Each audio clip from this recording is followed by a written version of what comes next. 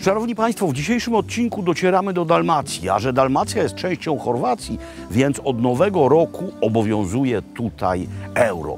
Partnerem tego odcinka jest Zen.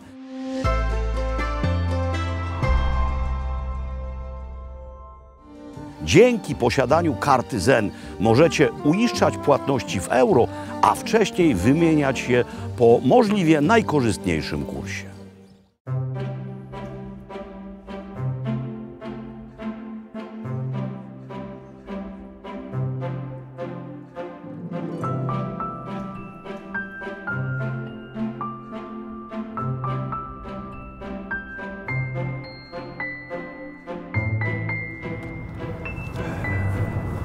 Moi drodzy, taka wczesnoporanna refleksja, stałość i powtarzalność to są rzeczy pożądane również przez tych, którzy na co dzień przejawiają niezwykłe skłonności do improwizacji, bowiem stałość i powtarzalność to jest pewnego rodzaju rama, to jest pewnego rodzaju kościec i tylko mając ową stałość i powtarzalność możemy improwizować właśnie.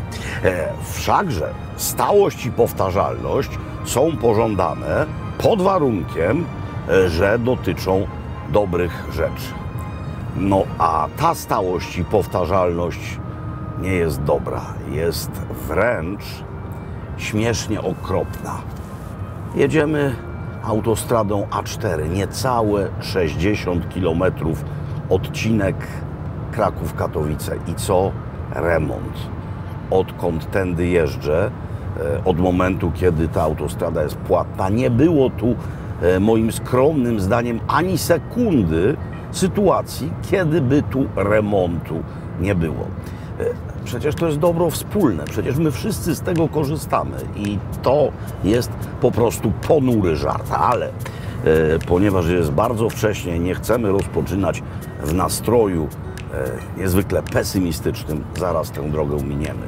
Więc teraz stałość i powtarzalność cudowna, a z mojego punktu widzenia najwspanialsza.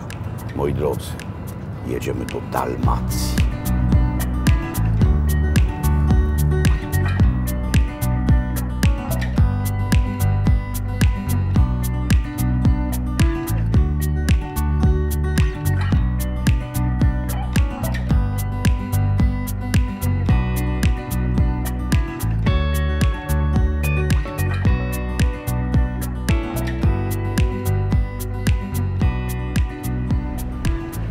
No więc wreszcie mogę Wam zakomunikować. Jestem po raz pierwszy w Chorwacji. Ja wiem, to brzmi absurdalnie, ale to jeszcze nie koniec zdania. Jestem po raz pierwszy w Chorwacji, odkąd to kraj ów stał się członkiem wspólnoty Schengen. Od początku tego roku Chorwacja weszła do tej błogosławionej, przynajmniej z mojego punktu widzenia, wspólnoty. No i ta zmora niegdysiejsza, czyli granica słoweńsko-chorwacka, korki, w sezonie często parę godzin stania, tyle rajdów przez góry, żeby uniknąć autostrad, które tam się blokowały. No i tego już nie ma. No po prostu się wjeżdża, jest oczywiście zwężenie, jak to na każdej granicy, ale się płynnie to przemyka. To wszystko dzięki mostowi na Pelieszac. Mostowi, który spiął dwa fragmenty kraju, wcześniej połączone ze sobą jedynie drogą morską. Dwa fragmenty, które nie były połączone mostowo. Teraz są, no i Schengen. No i co jeszcze? No i radość. No i słońce. 26,5 na razie. O, z tego podniecenia troszeczkę przekroczyłem prędkość. Dobra, zwalniam.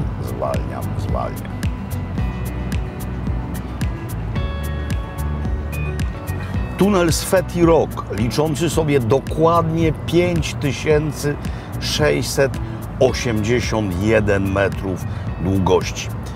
Przeprawa pod pasmem Velebitu które to, bo to pasmo, jest fragmentem ogólnobałkańskiej, monumentalnej górskiej układanki, czyli gór dynarskich.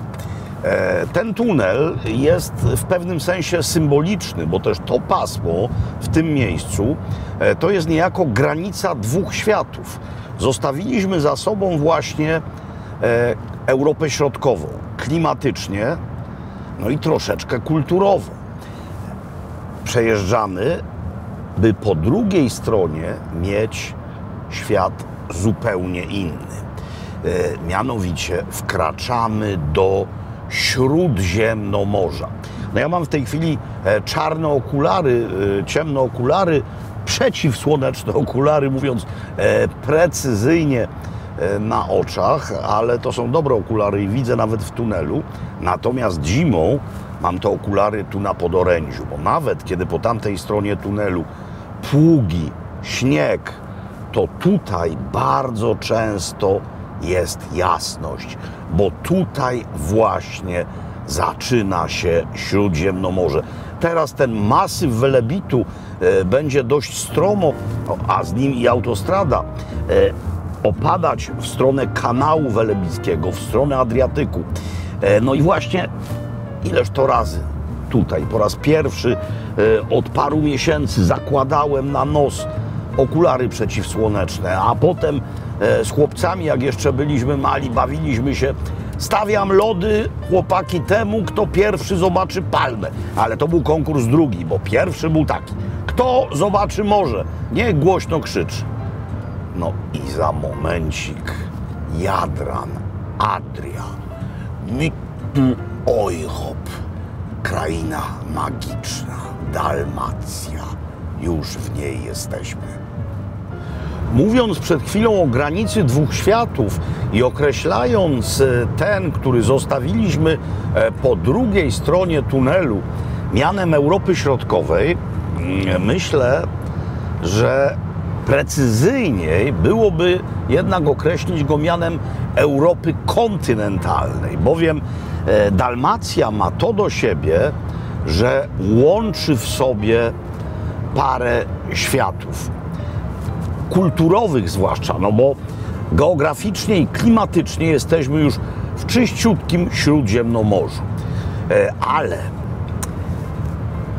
to jest zarazem Śródziemnomorze, jak i Europa Środkowa w sensie pewnych pojęć wspólnoty ich, no i jest to fragment Bałkanów, więc mamy niejako trzy w jednym. I ta różnorodność to jest właśnie coś, za co Dalmację tak bardzo kocham. Dalmacjo, moje serce tucze i za Tebe.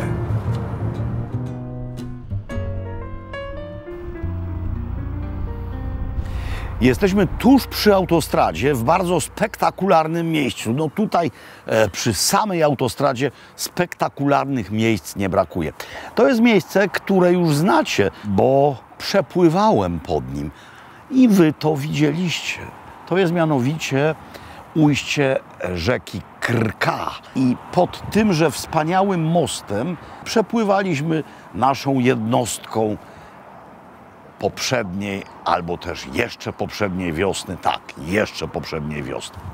Tam w tle cudowna marina Skradin. Tam spaliśmy, też mogliście to oglądać.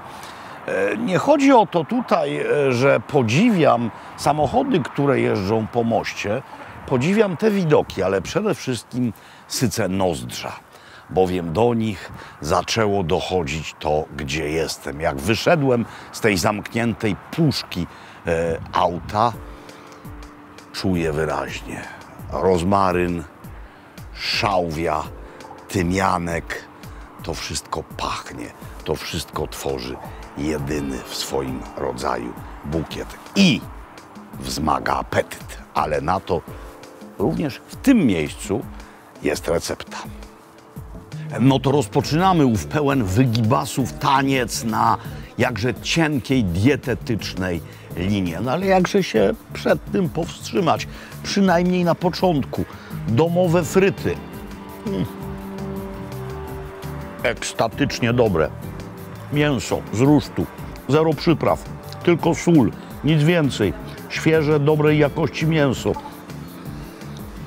Miejscowa oliwa, mieszana sałata.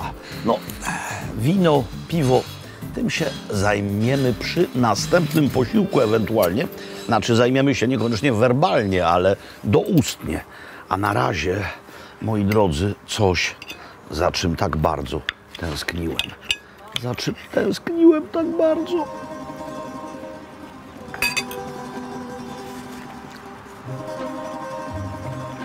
Cudo przy autostradzie.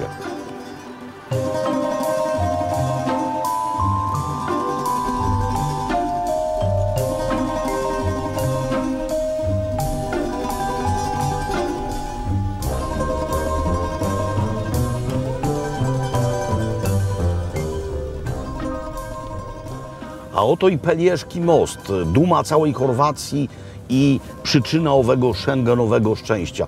Mówili mi miejscowi, że jeden z tutejszych polityków wpadł na pomysł, by pobierać opłaty, postawić tu bramki i brać myto za przejazd przez most.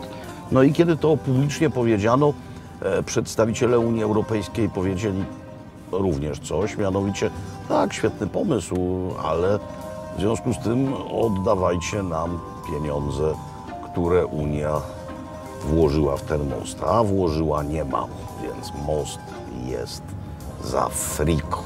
Moi drodzy, do domu mamy 30 parę kilometrów.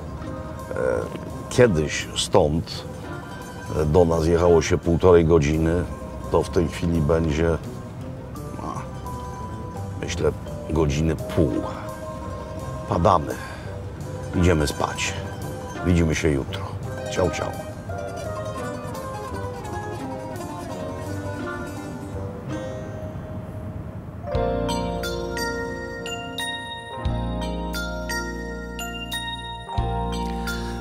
Trpań, a w zasadzie czarowny trpań. Słowo czarowny jest również chorwackie.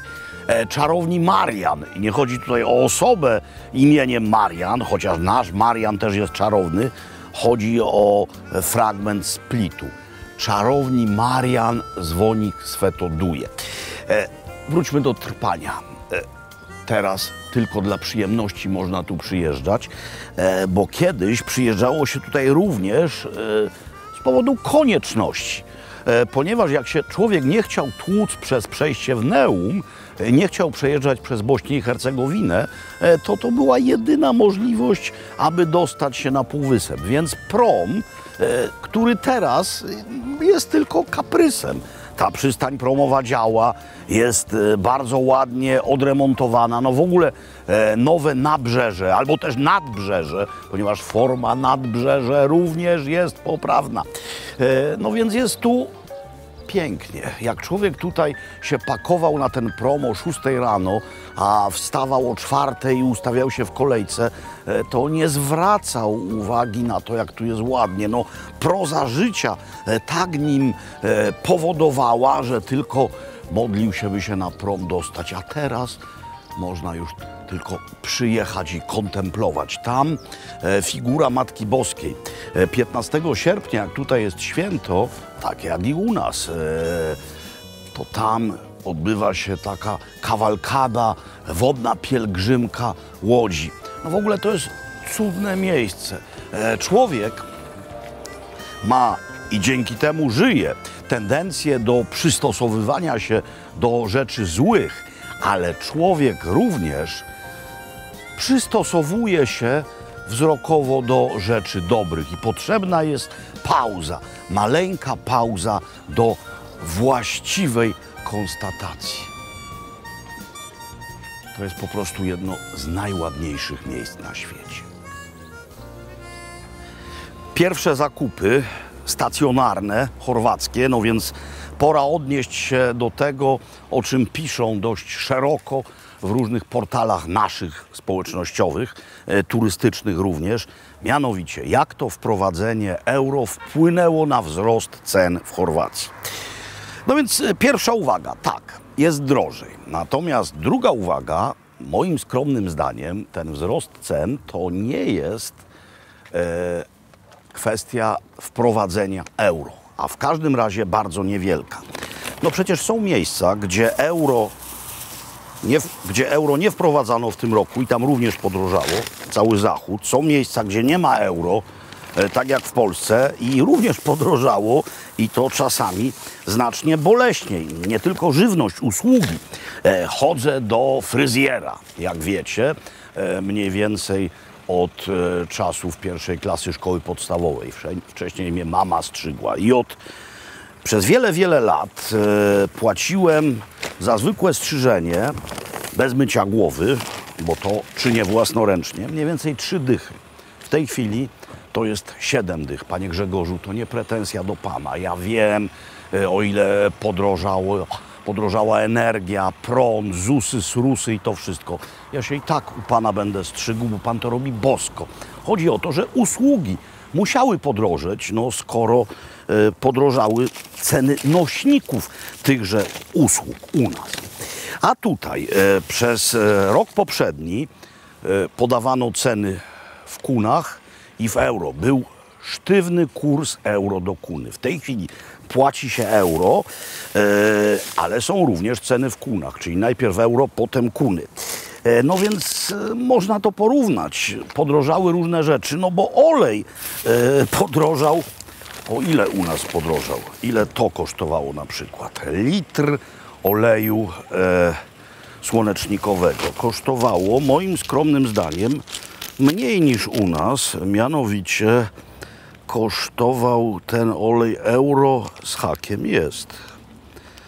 Euro 59. Za to wszystko, czyli te zakupy tu w wózku plus ta woda, zapłaciłem 64 euro. 10 euro za tę siateczkę pełną piwa. No i moi drodzy, no jest drożej, no wszędzie jest drożej. Co zrobić? Chodzi o to tylko, żeby nie było piekielnie drogo. Czy jest piekielnie drogo? Moim zdaniem nie. Muszę się z wami podzielić dobrymi nowinami ogródkowymi. Otóż sąsiad powiedział, ten sąsiad, który się tym wszystkim opiekuje, kiedy nas nie ma, że oliwki rodzą na tyle, że w tym roku będziemy już mieli no, mniej więcej 20 litrów własnej oliwy. Po raz pierwszy 20 litrów własnej oliwy. No i też pewna nowość, mianowicie ogródek warzywny. Mamy tu paprykę, pomidory, cebulkę, pietruszkę. Świeżutko posadzone, ale już rośnie. Jakie cudne maleństwo. Papryka, pomidory, czyli psiankowate. Piękne, piękne. Nie wiem, czy papryka woli Mozarta, czy też woli bielodugmę. To miejscowa papryka, może bielodugmę. Będę tutaj jej nucił, żeby wzrastała jak najpiękniej. A skoro papryka i skoro połączenie Europy Środkowej ze Śródziemnomorzem, to pomyślałem sobie, że zrobię rodzaj lecza. Tak, tutaj również robi się leczo, to się w Slawonii, w Baranii nazywa satarasz. No i właśnie to zrobię jako pierwszy nasz tutaj domowy posiłek. Ale jeszcze wcześniej ważna uwaga. No jest tutaj ziemia, ale zobaczcie. To wyglądało wcześniej dokładnie tak. To był po prostu kamień. To jest zemlia siromaszna, czyli ziemia biedaków, bo żeby coś tutaj móc uprawiać, no, trzeba było w tym wypadku użyć glebogryzarki, a kiedyś trzeba było naprawdę włożyć ogromną ilość trudu, by cokolwiek tutaj wyrosło. Jest to delikatnie nawadniane, no i rośnie.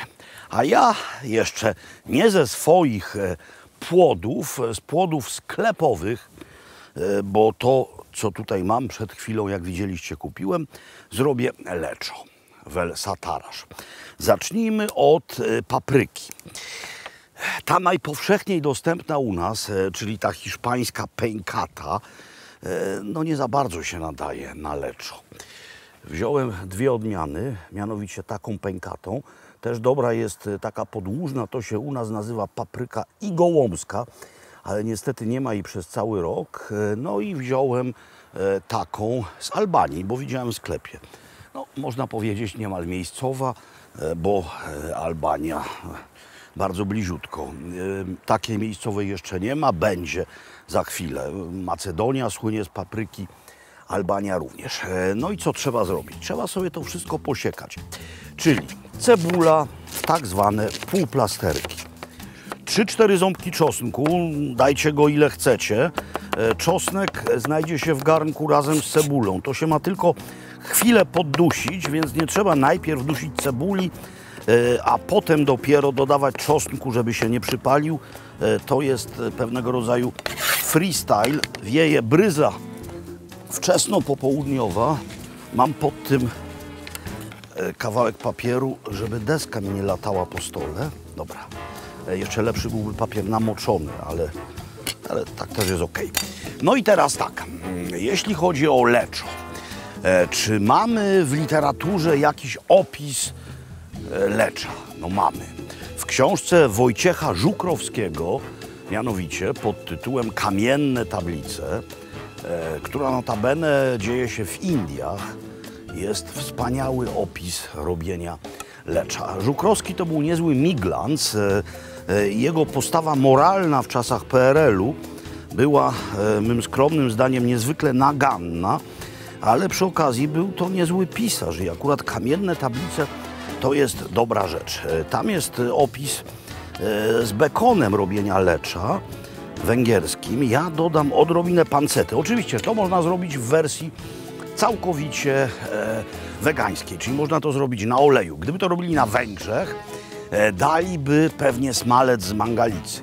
A ja użyję oleju, ale użyję odrobinki miejscowej pancety, czyli wędzonej, surowej wieprzowiny, no bo to jest też siromaśna rzecz, czyli podstawowy składnik biednych niegdyś Dalmatyńców, no bo prszut to były wyjątkowe okazje. Prszut, czyli szynka, to była waluta, a coś mniej cennego, czyli właśnie panceta, to było używane na co dzień.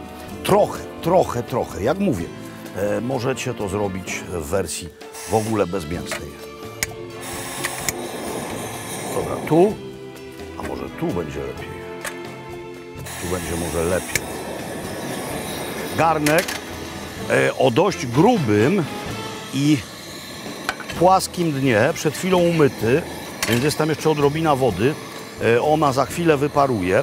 Chodzi o to, że leczo ma tendencję do przypalania się, jeśli zrobimy je nieumiejętnie, więc musi być duża płaszczyzna odparowywania.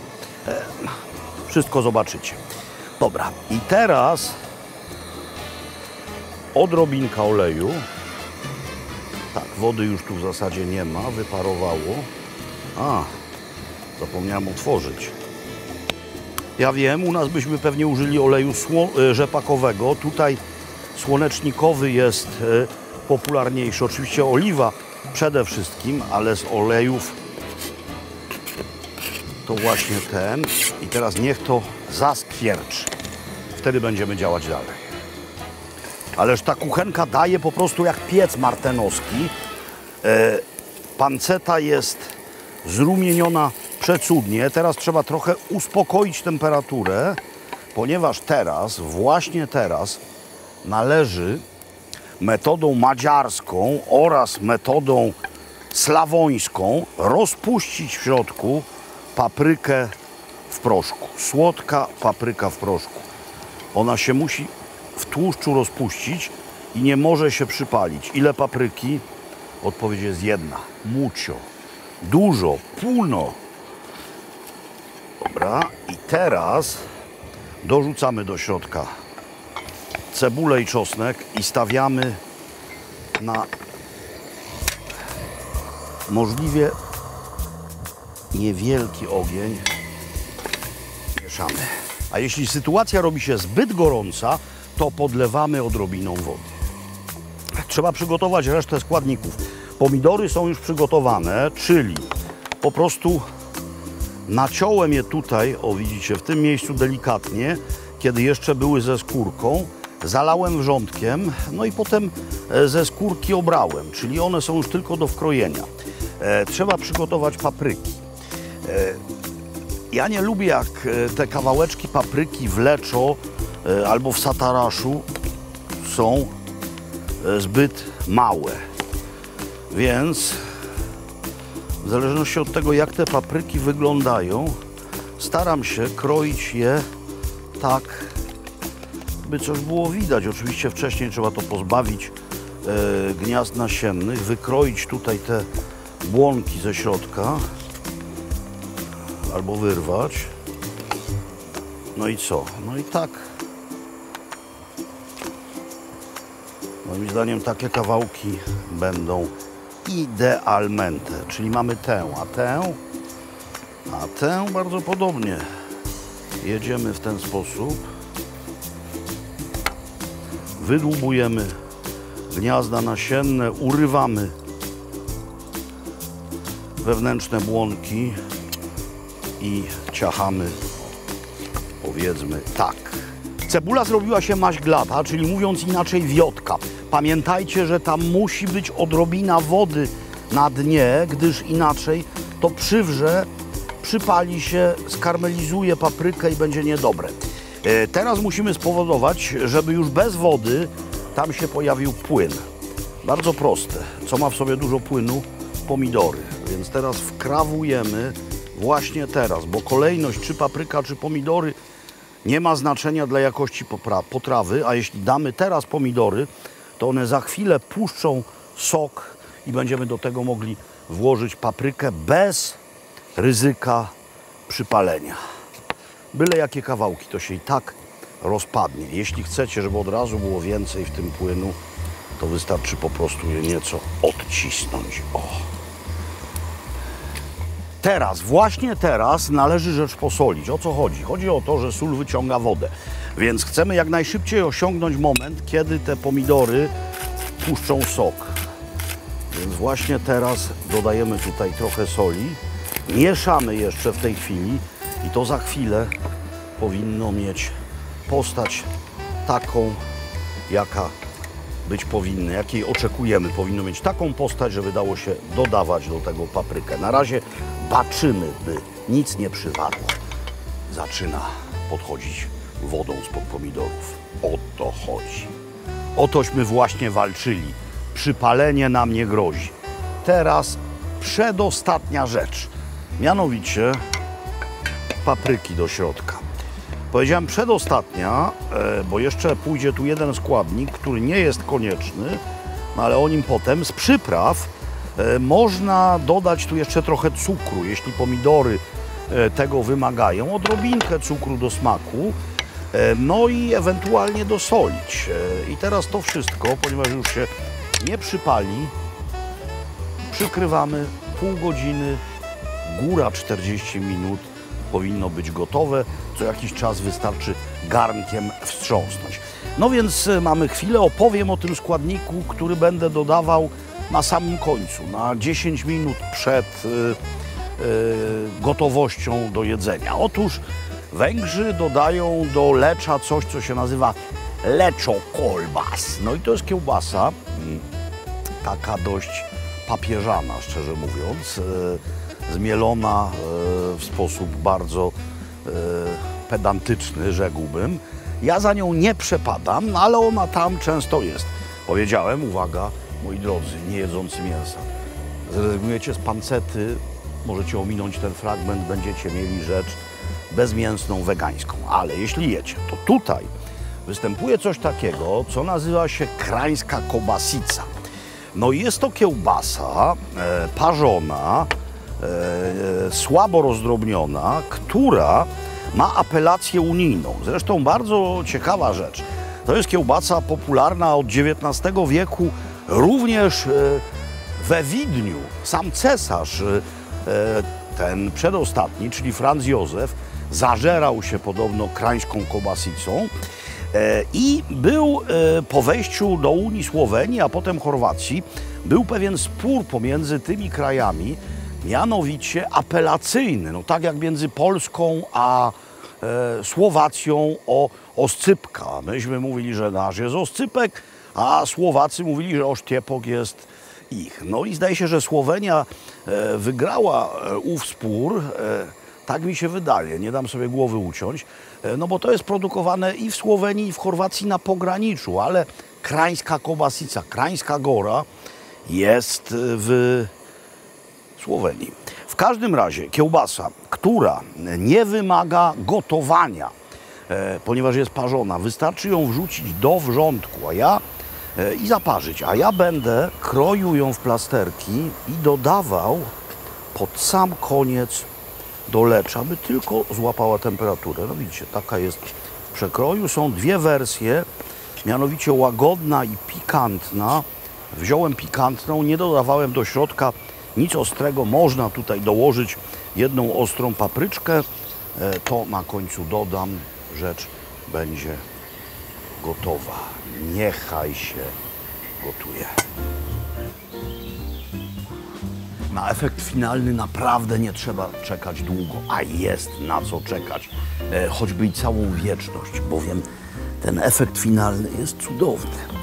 Kolor sosu, przez to, że jest tu dużo papryki w proszku, dobrej papryki, pomidory, papryka, to jest sos, no i papryka świeża, czosnek, cebula, trochę tego wędzonego posmaczku od pancety, bo tu chodzi tylko o właśnie ów taki smakowy, maleńki dodateczek. No i krańska kobasica. Skoro to smakowało cesarzowi, to mnie również smakuje. Co do tego, ryż, ale również ziemniaczane pire, które wspaniale pije ów sos. Tak się tutaj jada. I to jest cudowny, wiejski, pierwszy mój w tym roku domowy, dalmatyński posiłek. Piana z piwa nieco opadła.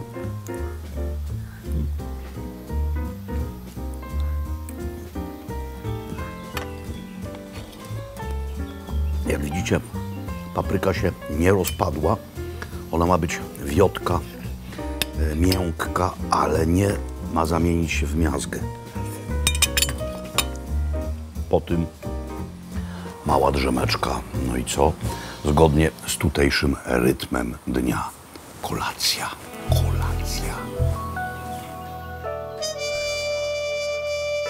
Morze szumiące, kołyszące szumem fal, piękne jak bajka podczas wieczornej zorzy. Morze, ojczyzną Twoją, niezmierzona dal. Pamiętam z dzieciństwa i oczywiście fałszuję, ale tutaj kulinarnie nie fałszują. Konoba, Braenowicz, dalmatyńska kucza, czyli po prostu u Wiki, Matę i Joszka. Najpierw przystawki. Całkowita klasyka, no bo tu tylko klasykę podają, a ja z tęże klasyką chciałem się przywitać. No więc sardele na dwa sposoby. Po pierwsze solone w domowej oliwie z domową cebulą. Te cudowne strzępki czerwonej, słodkiej cebuli, to jest to. Tutaj sardele marynowane z kaparami, też domowe. No jak rosną, to się je zbiera i marynuje po prostu. Sałatka z ośmiornicy. Jaki cudowny skład. Mianowicie ośmiornica, bez ziemniaków. A stopień twardości, no nie, w zasadzie powinienem powiedzieć stopień miękkości.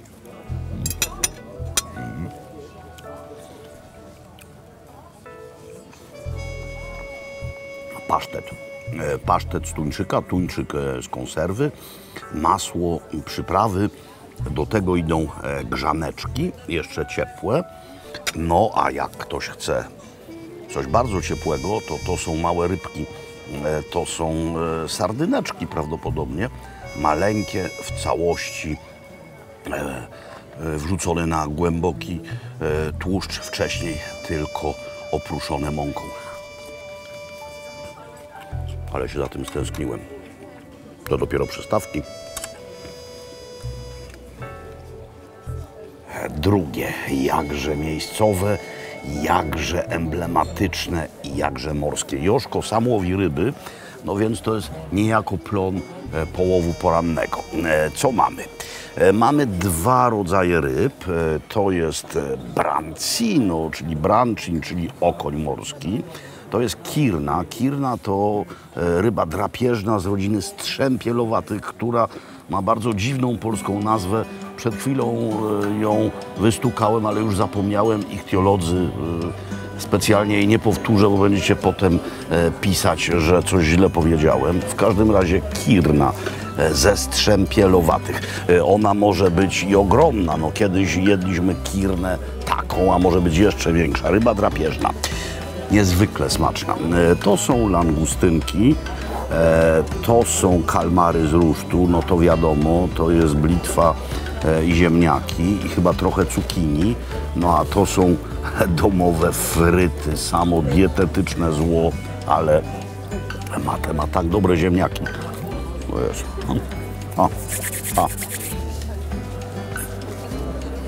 Jeszcze raz muszę się z wami podzielić ową, no może niespecjalnie odkrywczą refleksją, ale taką, która mi się tu ciśnie na usta po dość długiej przerwie w bytności w Dalmacji. Otóż jak człowiek czymś się otacza na stałe, to przestaje wyczuwać bodźce. No jak mieszka w pięknym mieście, powiedzmy we Florencji, to nie budzi się codziennie, nie wygląda przez okno i nie myśli sobie: o, jakże tu jest cudownie. No podobnie jest w Krakowie, w Gdańsku, w paru innych pięknych miejscach. No po prostu człowiek traktuje to jako miejsce do życia. Dość podobnie jest z jedzeniem. Kiedy tutaj siedzę już miesiąc albo półtora, to mi się wydaje rzeczą całkowicie zwyczajną, ale właśnie ta chwila przerwy, ta możliwość spojrzenia ponownego, z pewnego dystansu na rzeczy w danym miejscu istniejące jest bezcenna, bo dzięki temu człowiek zaczyna to ponownie doceniać i uświadamiać sobie, jakimż to jest niezwykłym szczęściarzem. Powiadam wam, gdyby to podawali, nie wiem, gdzieś na lazurowym wybrzeżu, to po pierwsze kosztowałoby to 10 razy więcej, po drugie ustawiałoby się tutaj kolejki nababów z całego świata, by móc tego spróbować. A to jest miejscowe, wiejskie, dalmatyńskie jedzenie. Kirna. Kirna, kirna, kirna.